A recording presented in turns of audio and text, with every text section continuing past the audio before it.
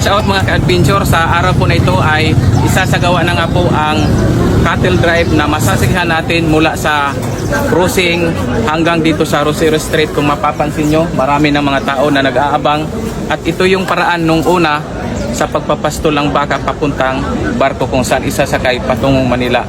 Kaya, let's go! The hidden beauty of Masbate. Pakinggan nyo to.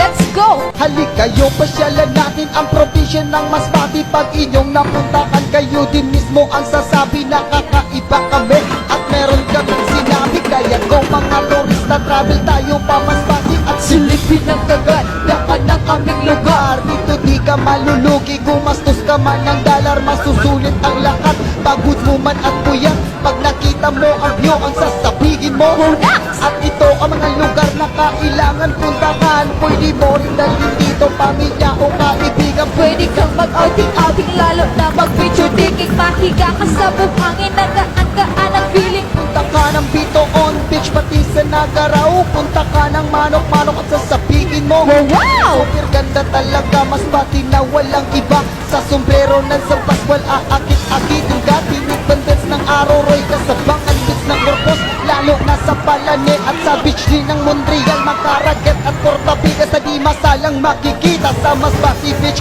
Nordalisay Beach ng San Fernando, Cocas Beach ng Katayngan. Nalika na maligo tayo. Sa'yo'n pa rin sanctuary, Yeah, pawa mag-group, buntut sa bar. yun, Kaya dapat inyong puntahan at silipin ang kagandahan. Probinsya ng Masbate, probinsya. ito'y aming pinagmamalaki.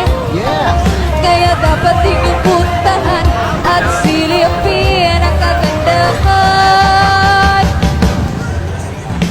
Kung maalala nyo noon, Chipogera ng hapon, diyan kalasa sa nasinto makikita ang kanyon. Malawak din na palayan sa uso mo matagpuan. Meron din dyan sa